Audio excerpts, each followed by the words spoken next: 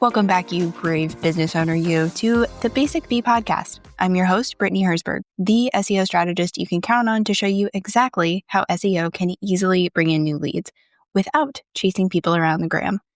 I can't believe I'm saying this, but we're halfway through SEO Foundations, which is my mentorship program. As of today, we're having our week 3 call, and week 6 is going to be here before we even know it. Oh, and let me tell you about this goof I made with our itinerary. So week 1 and 2 were all about keywords. Some of you even joined us for those weeks, and it was so good to have you. Week 3 was supposed to be about content, but Miss Period Brain over here accidentally switched it up, and we're diving into links today. But it's for the best. The questions I've got coming in are gold. We'll pick up content next week, week 4, and then round out the mentorship with week 5, all about errors, and week 6, which we're diving into metrics. And then I'll have a tiny break before my next program begins. Yep. I've decided I want to focus on teaching, mentoring, and coaching in 2025. I love it. Last week, even when I got off the Zoom call with everyone, D, my boyfriend, looked at me and said, "You really love this, don't you?" And I swear I almost cried. Helping people get it just does something to my soul. So that being said, once the mentorship wraps, I'll be preparing for the next round of SEO and Grow, which is my group coaching program. But I'm changing it up majorly from last time. I'll do a whole episode on it, but here's the high level for right now. It's still a 3-month program. It's still for established entrepreneurs who are ready to have new hot leads coming in from Google.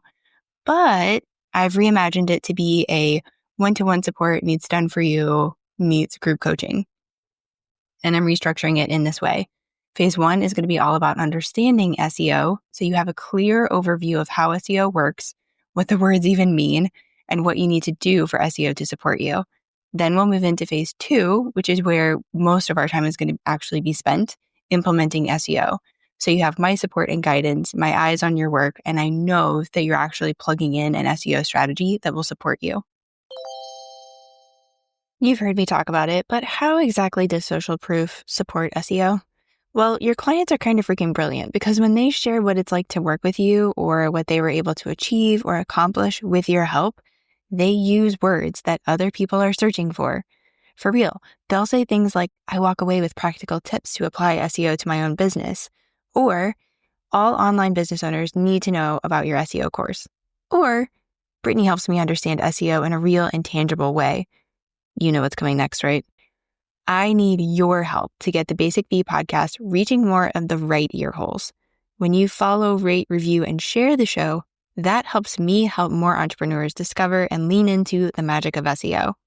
As a little extra incentive to write a review, once a month, I'll be selecting one podcast reviewer to receive a free mini SEO audit. You'll help me get discovered, and I'll do the same for you. Check the description for more info. And lastly, we'll get into phase 3, maintaining SEO, and doing things like actually tracking metrics, making marketing decisions based on said metrics, and creating a content plan so you actually get into blogging and all of the benefits that come with it. Pretty amazing, right? If you're intrigued, I highly recommend you go add yourself to the waitlist right now. The link is in the show notes, but you can also type in brittanyherzberg.com/SEO-group-coaching-waitlist. Yes, I know that is long, but I have several waitlists, so this is what we're doing. All right, let's get into the main point of today's episode, which actually has to do with some of the things I'm seeing from my SEO students and clients. What I'm seeing is that they're not giving their SEO time. SEO has a love affair with time. It takes time to figure out your who, your how, and what that I mention and talk about ad nauseum. It takes time to do keyword research and create an SEO strategy from those words. And then it takes time for your SEO to actually go into effect and start getting your website more visible and bringing in those warm to hot leads. Sometimes you'll get lucky and things will take off really fast and you'll have your traffic explode. But most of the time, it takes some time. So mentally prepare yourself for that version of things. And if you get the super fast acting lucky version of things, then celebrate that happy surprise. When it comes to not giving their SEO time, there are 3 trends I'm seeing right now. I'll share each and a little bit about why that's not helpful, as well as what to do instead. Kicking it off at number 1, changing URL slugs a lot in a short amount of time.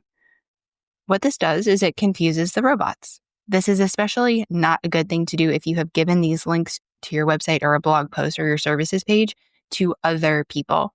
For example, maybe you've shared it on social media. Maybe you've shared it in a podcast appearance.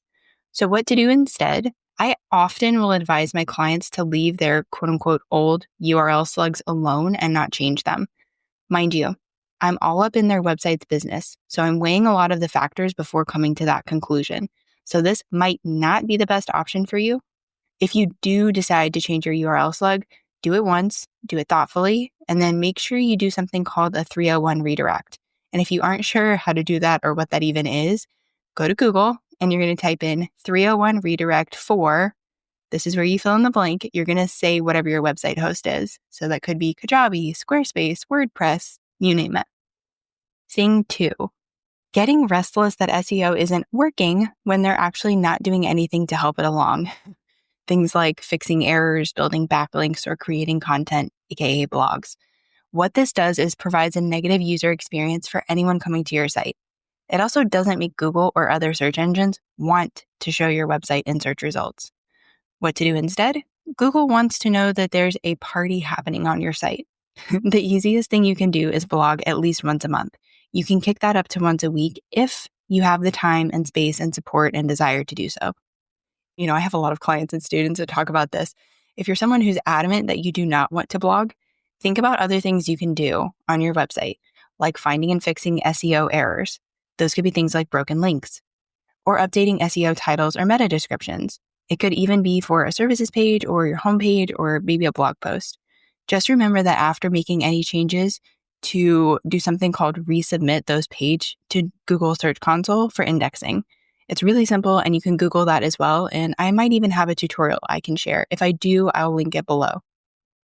And finally, thing 3, making lots of changes and panicking about what the metrics are saying now, like a lower domain authority, which you can think of domain authority as like your overall SEO score for your website. What this does is drives you absolutely nuts. It does nothing good for your SEO. So what to do instead? I wouldn't worry too much about those metrics for about 3 to 6 months. I want things to stabilize. I want the changes to take effect. And I want you to give yourself a chance to get those better SEO practices in place. This is all new after all. It's going to take some time. This is one of those times where that slingshot analogy comes in handy. You have to pull back in order to spring forward. Let yourself and your site pull back, meaning settle in with those new SEO steps. Let them take effect. Let your nervous system get familiar with this new pace of content creation, this new way of marketing your business. And then watch as things spring forward and continue to pay off for you well into the future. What happens when you give SEO time? Well, D has over 16,000 people visiting his website each month because he focused on publishing 1 to 2 blogs per month for the last 4 years. S has people spending over 5 minutes on her blog posts when 51 seconds is considered good. And M has people visiting her website from her podcast, and she can tell because there is a specific code that they are using. Good things come to those who are patient and persistent and who play the long game. If you find yourself nodding along as I've shared the information today, maybe possibly cowering a little bit, know that there are support options out there for you. In my world, the obvious option to learn and implement SEO in a fast-acting and sustainable way is Inside SEO and Grow. That's the 3-month group coaching program I mentioned earlier. I'll have a link below so you can add your name to the waitlist and do that quickly because very, very soon I'll be emailing the waitlist with a super special exclusive bonus opportunity. You're not locked into signing up if you join the waitlist, but you are giving yourself the opportunity to get a really powerful bonus. If by the time you're listening to this episode, the waitlist is gone, totally cool. We'd still love to have you. And there are going to be some epic bonuses included in the regular program as well. If you're more of a done for you type of person, sweet. I'd recommend you sign up for my website SEO optimization service. I'll have that linked below as well. The biggest difference between SEO and Grow and the service option is that I'm doing the work for you with the service option. You don't need to learn or understand things. I'm doing it all and handing it over in a cute little organized Google Doc. Your people are out here searching for you right now. With SEO, you're making sure you're showing up when and where they're searching. If you're doubting whether or not people are searching for you, I want you to go follow me on Threads. My handle over there is Brittany_Herzberg. For the next few weeks at least, I'll have a post that I'm sharing twice a week where I ask you to share with me what you think people are not possibly searching for. I've done this a couple of times already with some folks, and it's been so amazing to watch the aha moments happen online in real time. What happens is I do a little research and share my work, like we have to used to do with math homework, so you can see what my conclusion is and how I got there. Thanks for tuning in, and until next time, I'm cheering you on your SEO journey.